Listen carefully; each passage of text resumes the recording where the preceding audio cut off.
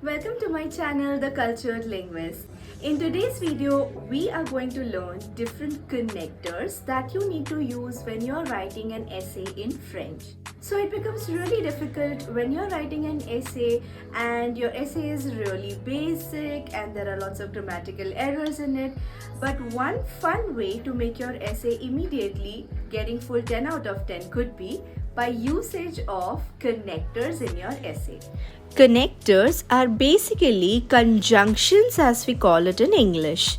There are various kind of connectors that you can use. For example, d'abord, ensuite, puis, de plus, donc, finalement, enfin. To use these connectors successfully, let us try to take a small writing task in French which could be describing your daily routine. Décrivez votre journée typique. D'abord, à 8 heures du matin, je vais à l'école.